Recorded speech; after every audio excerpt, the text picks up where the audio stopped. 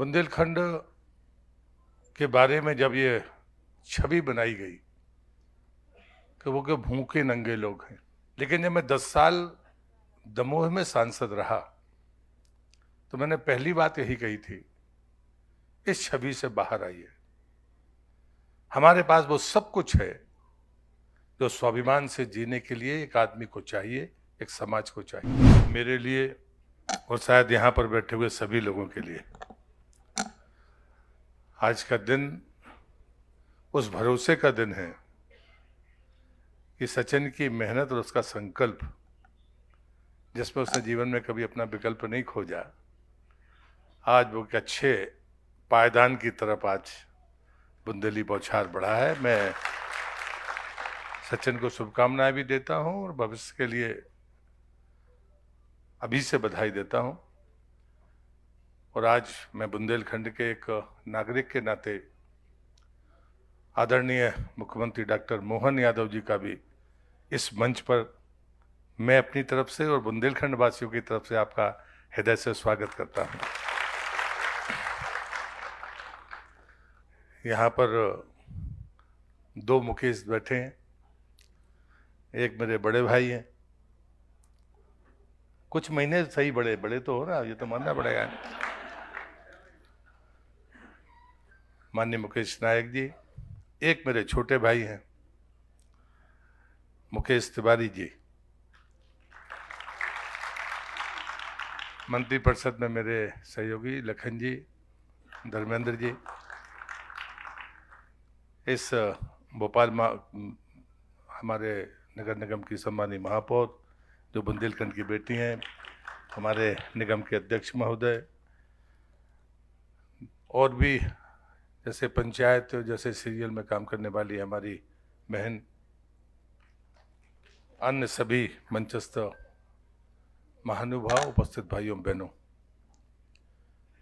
बुंदेलखंड के बारे में जब ये छवि बनाई गई कि वो के भूखे नंगे लोग हैं। मैं नरसिंहपुर में पैदा हुआ हूं। नरसिंहपुर बुंदेलखंड की धरती है। नर्मदा के पार कुछ ही हिस्सा है जो बुंदेलखंड का हिस्सा माना जाता है। लेकिन जब मैं 10 साल दमोह में सांसद रहा तो मैंने पहली बात यही कही थी, इस छवि से बाहर आइए। हमारे पास वो सब कुछ है जो स्वाभिमान से जीने के लिए एक आदमी को चाहिए, एक समाज को चाहिए। जब मैंने साहित्यकारों की परंपराएं देखी और जो संसद में मैंने उठाया, मुझे नहीं लगता कि कहीं दूसरी जगह पर ऐसी परंपराएं होंगी। दमोह में 2 गांव हैं, लुकायन और बकायन। जब मैं युवा मोर्चे में था, जब जाता था तो सोचता था कि कितने सुंदर नाम है, लेकिन लोग बता नहीं पाते थे। लेकिन जब देश का संस्कृति मंत्री में बना और जब मैंने पूछा कि मृदंगम की अगर 10 टॉप के नाम लिए जाएं तो वो कौन होंगे, तो मेरे सामने कागज पर लिखा था नाना साहब पानसे। और नाना साहब पानसे बकायन में मृदंगम के गुरु थे। वो तो स्वतंत्रता संग्राम सेनानी थे। लड़ते लड़ते वो बुंदेलखंड तक पहुंचे और मृदंगम की एक परंपरा उनके नाम से जानी जाती है। और वहां पर जो गुरु परंपरा है, उसका इस बार 130वां जन्म दिवस है, जो भारत में दूसरे नंबर की सबसे लंबी गुरु परंपरा है। मुझे लगता है कि ऐसी चीजें, मैं साहित्यकारों की बात करता हूं तो संत जुड़ीराम हटा की धरती पर हुए, एक छोटे से गांव में। निर्गुण संतों में वो भी पहले नंबर पर थे। देश के भीतर 350 साल पहले रमा मिस्त्री, वो भी हटा में पैदा हुए। उनका चबूतरा है, जिनकी जाति पर विवाद है कि वो हरिजन, कोई कहता है वो हरिजन थे, कोई कहता है कि वो राजपूत थे, मिस्त्री का काम करते थे। लेकिन उनके निधन पर देश के सबसे श्रेष्ठ लेखक हजारी प्रसाद द्विवेदी ने कहा था कि मैं रमा मिस्त्री के सामने पासंग पर नहीं हूं। तीसरा नाम है ईश्वरी का। हम सब कहते हैं जननी जन्मभूमि स्वर्गादपि गरीयसी, लेकिन ईश्वरी के समान कभी किसी ने अपने जन्मभूमि का सम्मान नहीं किया होगा। उन्होंने कहा था अपने 2 वाक्यों में कि कचरत जाए चेटका प्रियजन, ऐसो जस कर दीजो, गंग बीच जो मरे ईश्वरी, दाग बघौरा दीजो।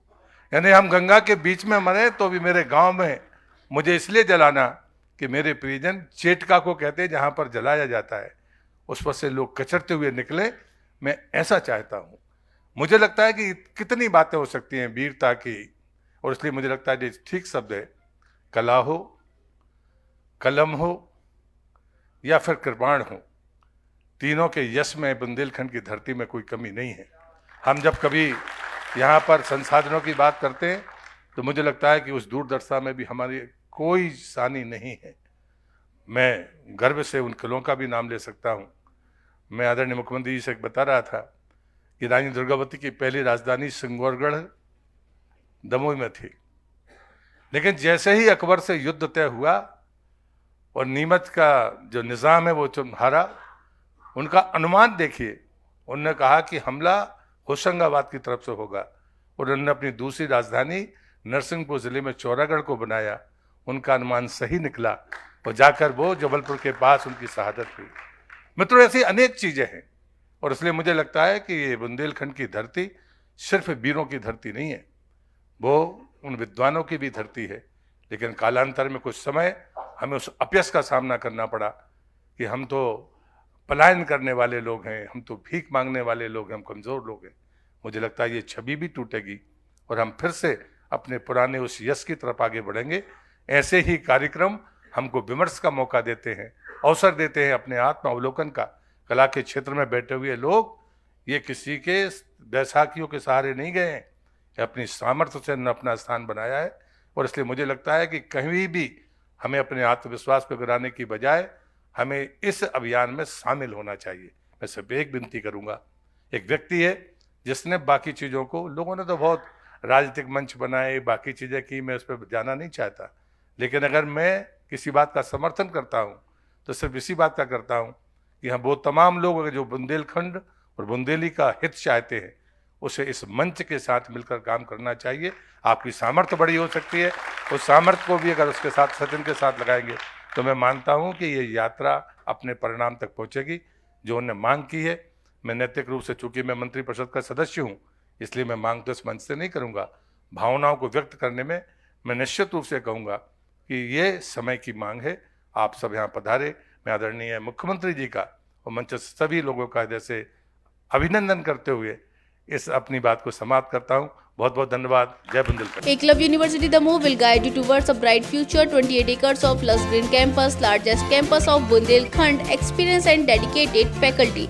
50 future-ready courses taught in 12 different schools, separate courts and ground for sport, fully equipped lab and workshop, safe and fully equipped separate hostel for girls.